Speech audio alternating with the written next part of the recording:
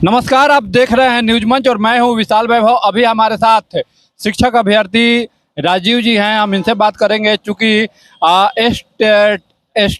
STT 19 जो है 2019 का जो है इन लोगों की अभी तक इन अभ्यर्थियों की अनदेखी की जा रही है।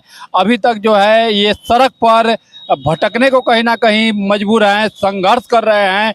चूँकि NDA सरकार जो है इनके लिए कहा था 3 लाख शिक्षकों की बहाली को लेकर।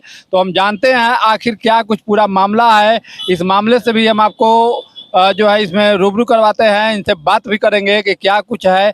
लेकिन इतना जरूर कहा जा सकता है कि बिहार में जो है रोजगार की तमाम दावे की जाती है, लेकिन इस तरह की जो बातें जब खबरें निकलती हैं तो कहीं ना कहीं सरकार की जो है रोजगार की दावे फिसड्डी साबित होती है। क्या कुछ कहना है राजीव जी का, हम इनसे बात करते हैं। क्या कुछ पूरा मामला है आप लोग का STT 19 का कि अभी तक आप लोग सड़क पर घूमने को मिल रहा है? देखिए, स्टेट 19 का जो विज्ञापन 2019 में विज्ञापन संख्या 373/2019 ये आप विज्ञापन देख रहे हैं। ये इस विज्ञापन को दिखाइए, ये चयन की प्रक्रिया, ये सीट भी दिखाई गई थी। और हर पात्रता परीक्षा तो सब होता है, लेकिन किसी भी परीक्षा में इस तरह से सीट और चयन की प्रक्रिया को नहीं दिखाया जाता है। तो ये विज्ञापन, उसके बाद ये पेपर की कटिंग देखिए, इसमें डेट भी बढ़ाया गया बाज़ाब्ता कि अब फॉर्म भरने को लेकर के।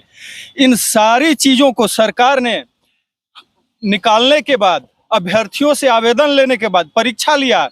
उस परीक्षा में कुछ कथित कदाचार हुआ और उसको रद्द किया गया और फिर दोबारा से परीक्षा कोरोना काल में, मध्य कोरोना काल में हम लोगों की परीक्षा ली गई और रिजल्ट दिया गया। इसमें 37,335 सीट थे।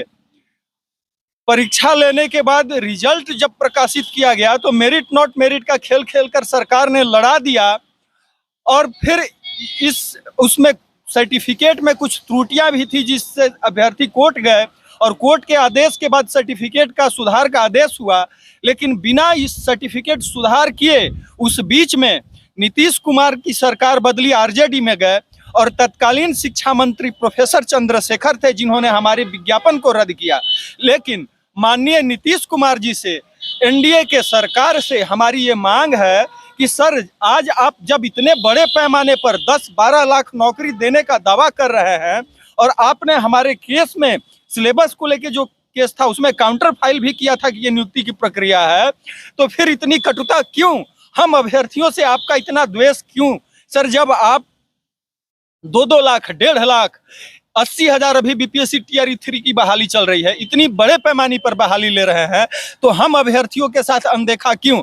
आपने ही विज्ञापन निकाला और आप अपने विज्ञापन को अनदेखा करके हमें रोड पर दर दर की भटकने के लिए आप मजबूर कर दिए। सर, एक अभ्यर्थी जब सफल हो जाता है तो वो नियुक्ति के आस लगाए रहता है सरकार से, ना कि वो हर बार परीक्षा की तैयारी ही करेगा। हम सफल थे सर, और हम ये जानते थे कि हमारी नियुक्ति माननीय नीतीश कुमार जी सिद्धांतों के पक्के जिस तरह से आदमी है, एक सिद्धांत पे चलते हैं, जिस तरह से अपने सरकार को सुनियोजित ढंग से चलने का दावा किया जाता है, उस दावे से हटकर हम लोगों के साथ अनदेखा क्यों?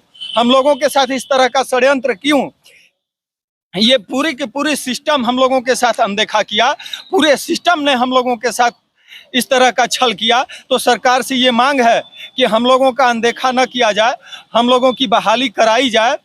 माननीय नीतीश कुमार जी से अभी देखिए, हम माननीय अभी गए थे BJP ऑफिस, कई नेताओं से हमने वहां भी मांग किया। तो मांग करने के बाद क्या कुछ कहा गया फिर आपको? नहीं, देखिए, हर बार हमारे लेटर को लिया जाता है, सर्कुलेट कर दिया जाता है।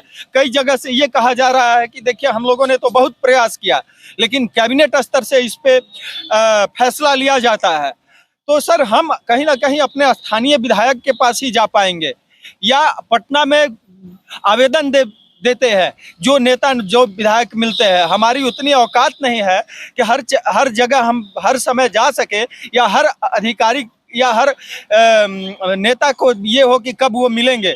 तो हम से बात हुई कि नहीं, अभी तत्कालीन शिक्षा मंत्री जी से हमारी बात नहीं हुई है, लेकिन पूर्व के माननीय विजय चौधरी जी शिक्षा मंत्री थे, वो हमारे सारे इस घटनाक्रम को जानते हैं। उन्हीं का तो किया धरा ये सारा खेल है। तो सर, प्रोफेसर चंद्रशेखर जी जानते हैं, तेजस्वी यादव जी जानते हैं, माननीय सम्राट चौधरी जी जानते हैं, माननीय नीतीश कुमार जी से हमने जनता दरबार में मिला था। यानी तो कहीं ना कहीं कुर्सी पर बैठे लोग ही जो है आप लोग को अभी तक पगला के रखे हुए हैं। जी, हम लोगों को कुर्सी पे जितने भी लोग बैठे हैं हम लोगों का अनदेखा कर रहे हैं। हम लोग हर बार मांग करते हैं और एक ये भी संदेश है आपके माध्यम से पूरे बिहार के हमारे अभ्यर्थी, जो अभ्यर्थी साथी हमारे साथ हैं वो तो है ही, जो साथी हमारे साथ नहीं भी है, अभी हमसे नहीं जुड़े हैं, वो हमसे जुड़िए और सरकार से शालीनता से अपनी मांग को हम लोग रखें, क्योंकि उस आवाज को हमेशा कुचल दिया जाता है, दबा दिया जाता है, जो आवाज अपने हक के लिए नहीं लड़ती।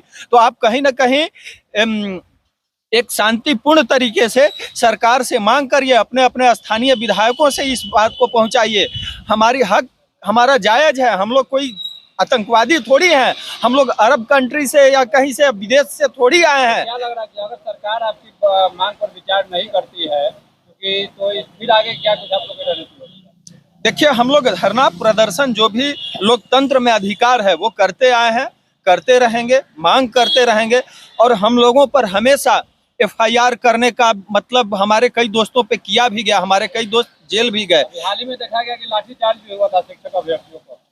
अब जी वो तो होता ही है। हम जब अपने मांग रखेंगे तो हमारी मांग को लाठीचार्ज अगर हम गलत करते हैं तो किया गया, लेकिन कहीं ना कहीं उस पर अमल करने का कोई पहल नहीं हुआ, किसी सरकार ने उस पर अमल नहीं किया। जबकि ये हम पे लाठीचार्ज किए, हम गलत थे, लेकिन हमारी मांग को भी तो देखना चाहिए। कहीं ना कहीं नैतिकता का पतन हो गया है। क्या लग रहा है कि विधानसभा चुनाव में आप लोग कितना प्रभावित होगा क्या आप लोग इस मांग से? बिल्कुल प्रभावित होगा। हमारे जो साथी बहाल हैं, शिक्षक बन गए हैं, गांधी मैदान के मंच से माननीय विजय कुमार चौधरी जी गए, बोले और कि आप लोगों को इतना नौकरी दे दिए, जाके बता दीजिए।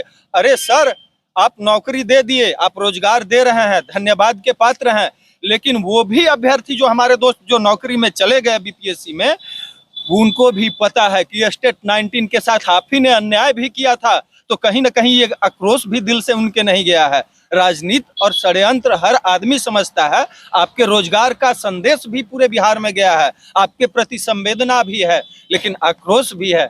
स्टेट 19 में 80,402 अभ्यर्थी थे, तो इसलिए सरकार से ये मांग है कि हमारी मांग को मानी जाए। सर, आपके प्रति हम लोग भी आप ही के लोग हैं, कोई हम लोग दूसरे ने, हम लोग आवाज उठा रहे हैं, आपसे मांग कर रहे हैं, इसका मतलब हम लोग आपके दुश्मन नहीं हैं। लेकिन मीडिया एक स्रोत होता है कि कहीं ना कहीं आप लोग हमारी आवाज को सुने और देखें और हमारी बातों को समझें और हमारी मांग को पूरा करें।